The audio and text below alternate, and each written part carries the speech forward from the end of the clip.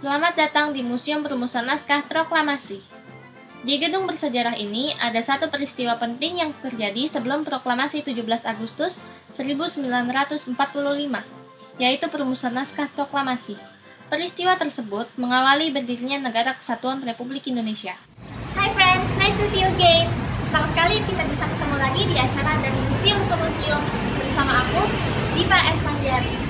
Kali ini kita berkunjung ke Museum Perumusan Naskah Proklamasi yang terletak di Jalan Imam Bonjol nomor 1, Jakarta Pusat.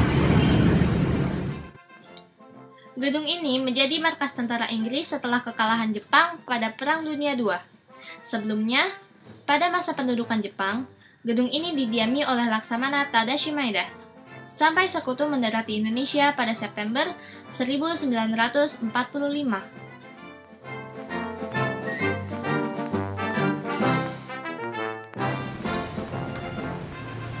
Sekarang, kita berada di ruang utama Museum Perumusan Naskah Proklamasi. Mari kita lihat ruangannya satu persatu. Pada tanggal 24 November 1992, gedung ini ditetapkan sebagai Museum Perumusan Naskah Proklamasi. Ruang yang berkaitan dengan sejarah perumusan naskah proklamasi terbagi 4. Ruang pertama, Maeda menerima Insinyur Soekarno, Muhammad Hatta, dan Ahmad Soebardjo di ruang ini pada pukul 11 malam tanggal 16 Agustus 1945. Maeda meminjamkan rumahnya untuk rapat mempersiapkan proklamasi. Ruang kedua, ruangan ini merupakan ruang makan dan tempat rapat. Pada dini hari menjelang pukul 3 waktu Indonesia Barat, Bung Karno, Bung Hatta, dan Ahmad Soebardjo memasuki ruangan ini dan mengitari meja bundar. Bung Karno menulis draft naskah proklamasi di atas secari kertas, sedangkan Bung Hatta dan Ahmad Soebardjo turut menyumbangkan pikiran.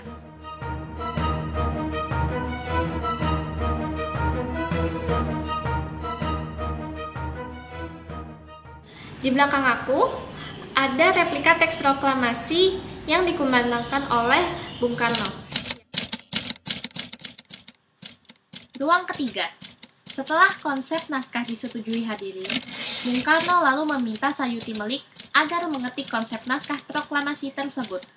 Sayuti Melik mengetik naskah proklamasi di ruang bawah tangga dekat dapur dengan ditemani oleh BM Dia. Ruang keempat, naskah proklamasi yang selesai diketik segera dibawa kembali ke tempat hadirin menjelang waktu subuh. Di ruang ini, naskah proklamasi ditandatangani oleh Bung Karno dan Bung Hatta di atas sebuah piano yang terletak di bawah tangga.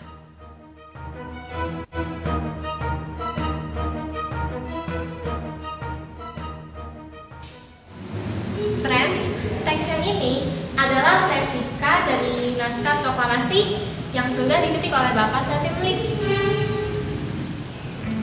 Sekarang, aku sedang berada di halaman belakang museum. Cukup luas kan?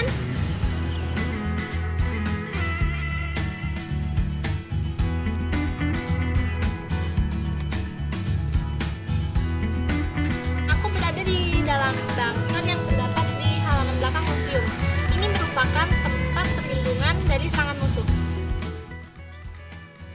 Karena bunker ini agak gelap, disarankan agar menyiapkan senter kecil untuk penerangan.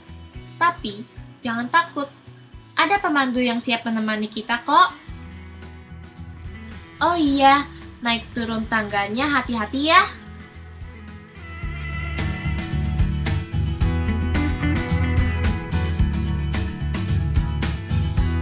Di lantai 2, banyak poster yang menggambarkan perjalanan bangsa Indonesia menuju kemerdekaan. Perjuangan diplomasi dan militer bangsa Indonesia akhirnya berbuah kemerdekaan yang ditandai dengan pembacaan naskah proklamasi oleh Bung Karno dan didampingi oleh Bung Hatta.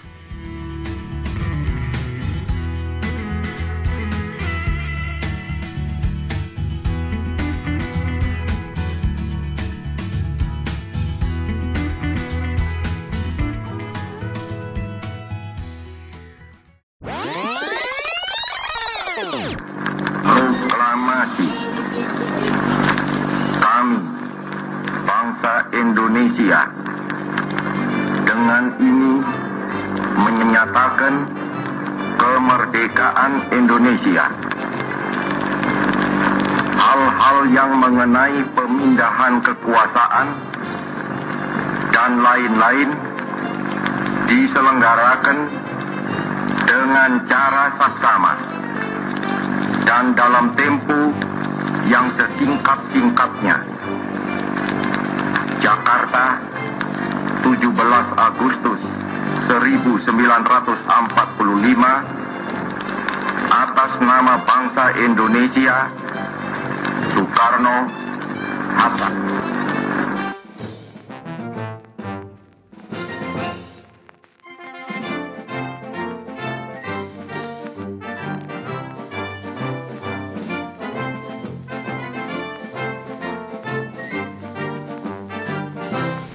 Presiden Soekarno dan Ibu Fatmawati nampak sedang menyaksikan pawai menyambut proklamasi kemerdekaan Republik Indonesia pada 18 Agustus 1946 di Bukit Tinggi.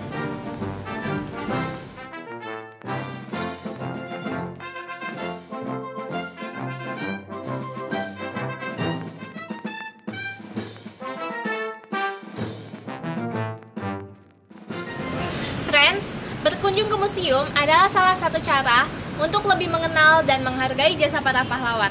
Seperti yang dikatakan oleh Bung Karno, bangsa yang besar adalah bangsa yang menghargai jasa para pahlawannya. Oke friends, sekian dulu perjumpaan kita kali ini. Ikuti terus acara dari museum ke museum bersama aku, Diva Esfandiari. Bye-bye!